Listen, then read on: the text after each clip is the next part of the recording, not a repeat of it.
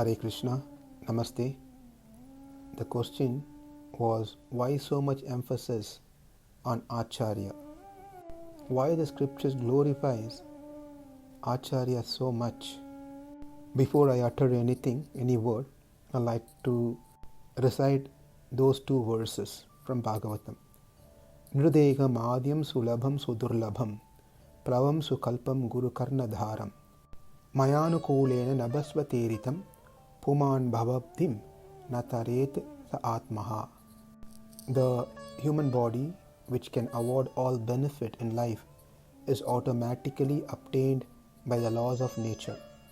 Although it is a very rare achievement, this human body can be compared to a perfectly constructed boat, having the spiritual master as the captain and the instructions of the Supreme Personality of Godhead as favorable winds impelling it on its course.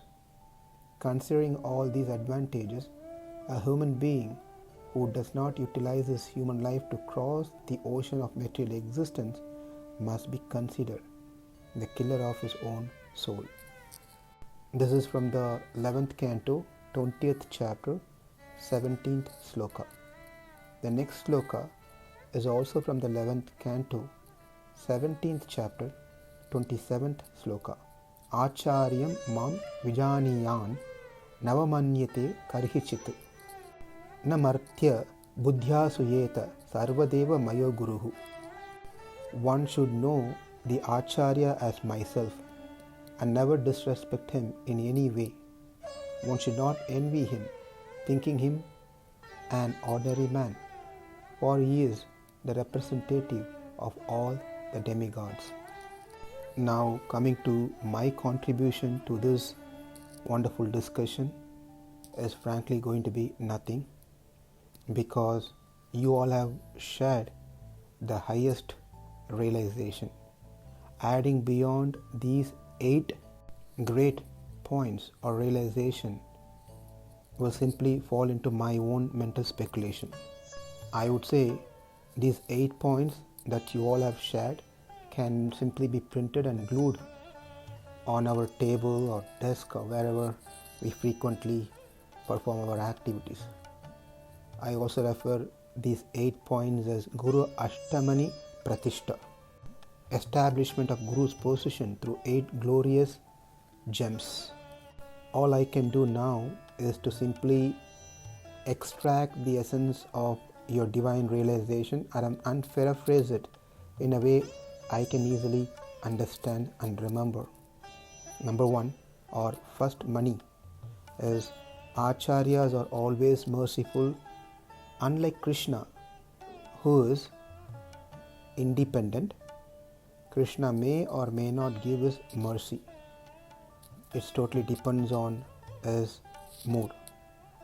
Therefore, gurus are highly spoken in the scriptures. Mani number 2. Acharyas are the assigned mobile agents, traveling agents of Krishna, through whom we can gain access to Krishna. Therefore, Acharyas are highly spoken in the scriptures. Mani number 3. Becoming Acharya's favorite is the only means to attain the Lord. It is only through Acharya's recommendation that Krishna will accept us into his abode. Therefore, Acharyas are highly spoken in the scriptures. Mani number 4. It's only through an Acharya we can approach God.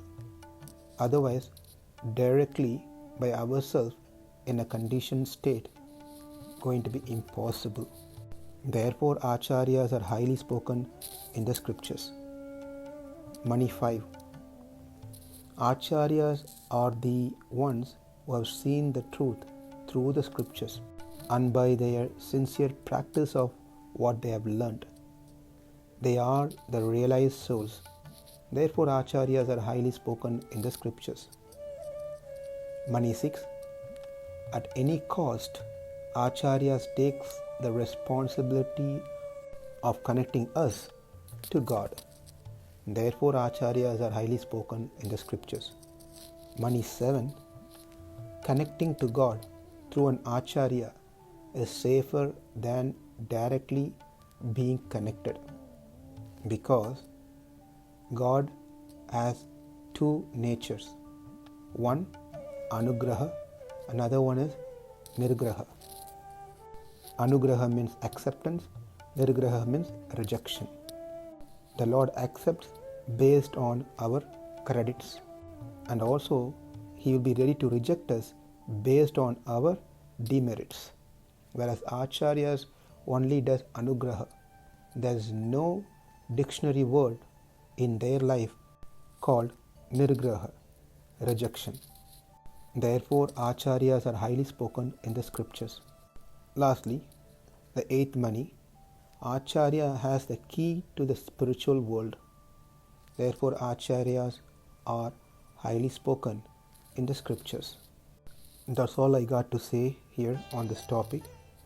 But when I was reading through each of the points, my mind automatically turned towards the pages of Valmiki Ramayana and was trying to correlate a story to this point, each of the points. With your permission, I will just share to show how true these 8 points that each one of you has realized and shared. Let's take the first point, the first money of the Guru Ashtamani Pratishta. First one, Acharyas are always merciful, unlike Krishna, who is independent. Krishna may or may not give us mercy. In Aranya Khanda of Srimad Valmiki Ramayana, Bharata comes to Chitrakuta with the mission to bring Rama back to Ayodhya and make him the king. Over there, Bharata falls at the feet of Ramachandra and performs Sharanagati, placing his request to Lord Rama to return back to Ayodhya. Lord Ramachandra, who never rejects anyone who falls at his feet, this time rejected the request of Bharata. Bharata Sharanagati was not accepted at that time. Of course, after 14 years, Lord Rama fulfilled that request. But this particular incident that took place in Chitrakuta shows very clearly that the Lord is completely independent, Swatantran. So it is fully depends on Lord's mood at that very moment when one surrenders. Whereas Guru does not base his acceptance of a conditioned soul, of a disciple, based on his mood at that time. He does this out of utter compassion only. Therefore, Acharyas are highly spoken in the scriptures. Now let's see the second money. That is, Acharyas are the assigned agents, traveling agents of Krishna, through whom we can gain access to Krishna, God. This can be understood from the first Kanda, Balakanda, in the first Sarga of Valmiki Ramayana. The very first sloka establishes this particular principle, where Narada Muni, who travels all over the 3 worlds, comes to the ashram of Valmiki and gives his mercy to Valmiki, who then was empowered to write Ramayana, Valmiki Ramayana. Tapaswadhyaya niratam tapasvi vagvidambaram Naradam paripapracha Valmiki Muni Pungavam. It was only through Narada Muni that Valmiki Muni became what he is today among all of us. It was because of Narada Muni he was able to write Ramayana. Narada Muni as an Acharya enabled Valmiki to gain access to Lord Ramachandra. Therefore, Acharyas are highly spoken in the scriptures. Now let's see the third money. Becoming Acharya's favorite is the only means to attain the Lord.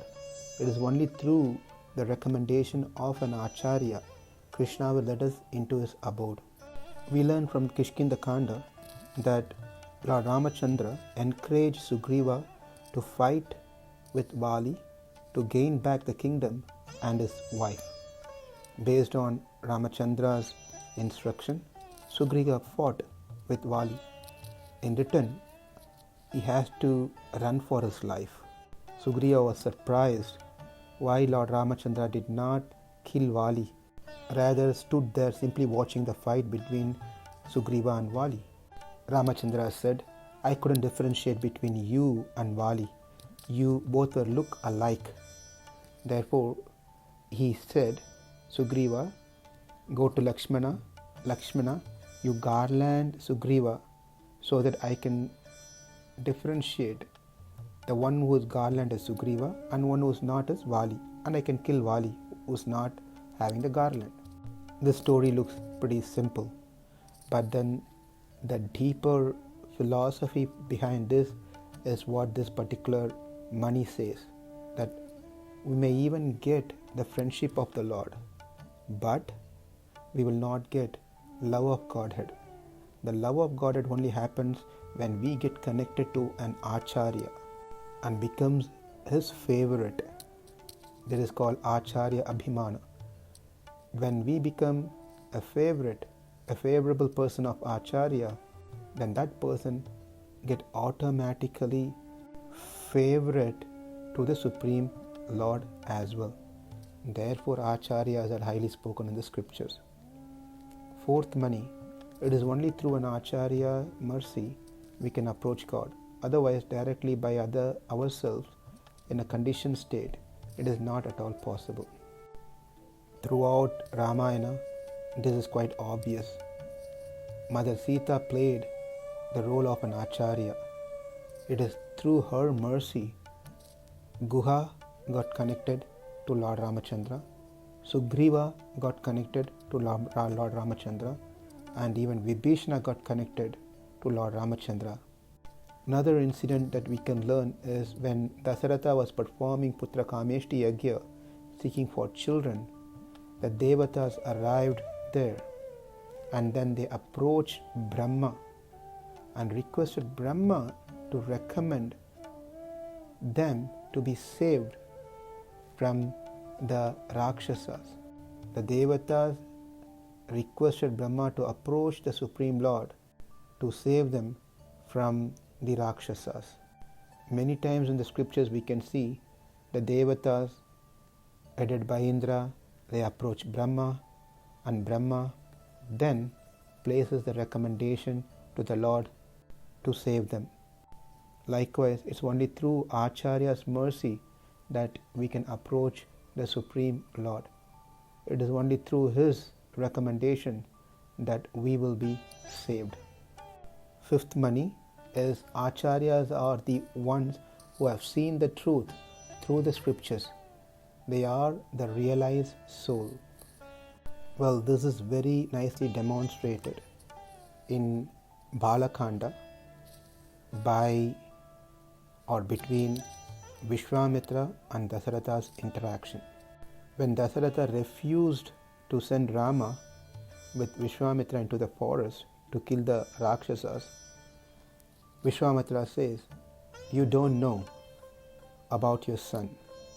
You are giving all these different reasons that he is only 12 years old, he has not fought before, etc. But you don't know who he is. Aham vedmi mahatmanam ramam satya parakramam. But Dasaratha, I know your son. I know who he is. Dasaratha was wondering, am I the father of Rama or are you the father of Rama? To tell that statement, I know better about my son. What do you know? But Vishwamitra says, yes, you definitely do not know who your son is.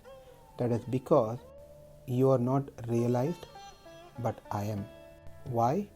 You sit on the throne, I sit on deer skin. You wear crown, I wear matted hair. You hold sword, I hold kamandalu. You wear golden ornaments, I wear tulasi mala. You wear silk garments, I wear barks. You sleep on a soft bed, I sleep on bare ground. You only eat everything that made of pure high-class ghee.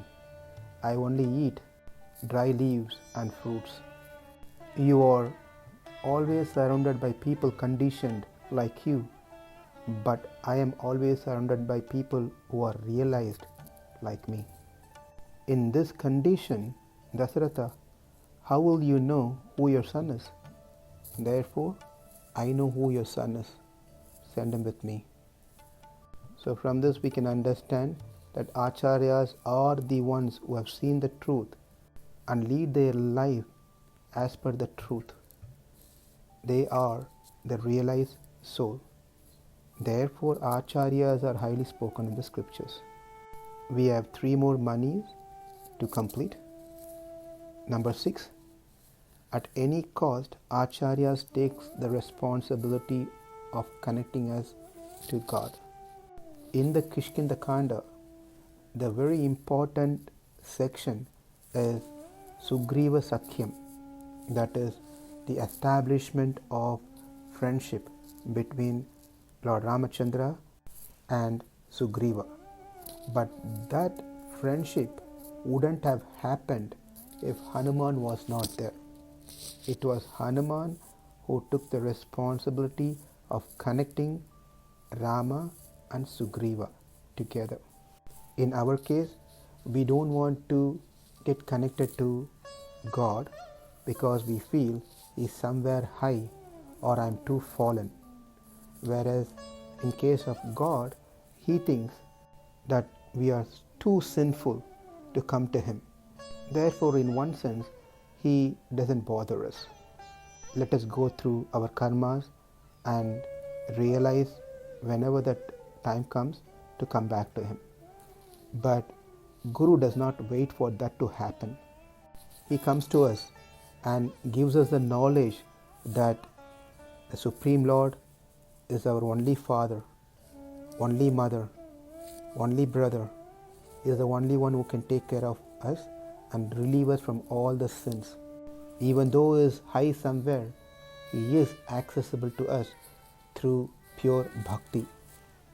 Then the Guru goes to the Lord and talks to him and gives him also the knowledge that he acts as if he has forgotten. He is the one and only Savior to all mankind. Therefore, if he is not going to accept this fallen condition, who else is going to accept? If he is going to be so stubborn of only seeing the sins of this conditioned soul and reject us based on that condition, then you will have no audience because the majority of the world is sinful. So you will have no devotees. No one will come to you if you put that condition. Therefore, my Lord, to prove yourself, you are Dayanidhi, you are Kripa Sindhu. Here is an opportunity for you to accept this most fallen conditioned soul. So therefore he preaches to us, Guru preaches to us, he also preaches to the Lord himself. That we can learn from the Sugriva Sakhyam happened because of Hanuman, who represents a position of an Acharya connecting the Jivatma to Paramatma. Therefore, Acharyas are highly spoken in the scriptures. 7th Mani. This is based on the nice analogy given based on the circuit. When it gets connected directly to the powerhouse, it cannot withstand, but through an adapter, it can survive. So, 7th Mani is connecting to God through an Acharya is safer than directly, because God does 2 functions, Anugraha and Nirgraha. Anugraha means acceptance, Nirgraha means rejection. Acharyas doesn't know what Nirgraha means, they only know Anugraha. They always give their mercy to anyone and everyone.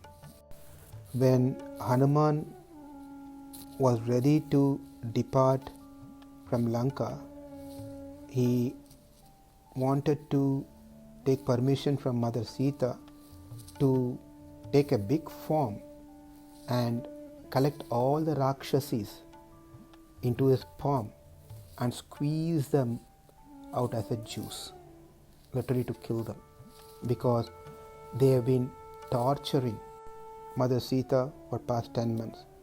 Sita was very disappointed, discouraged by such request from Hanuman.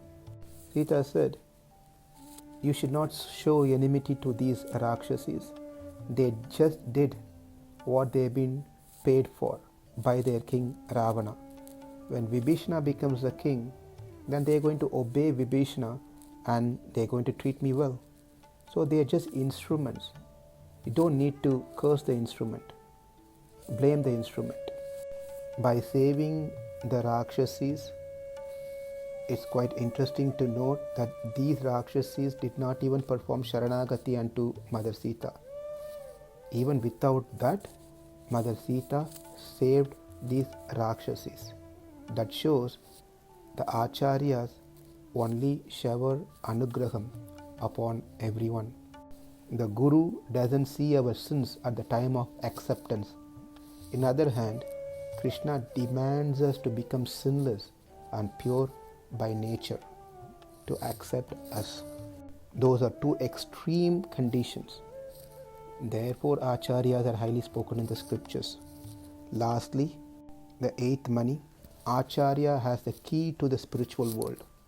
The key that the Lord has given to his representative to unlock the spiritual world, the doors to the spiritual world, to let the conditioned soul, is to the process of Diksha, initiation, by giving the holy name and spiritual name. In the Ramayana, this is demonstrated through the episode of Hanuman finding Mother Sita.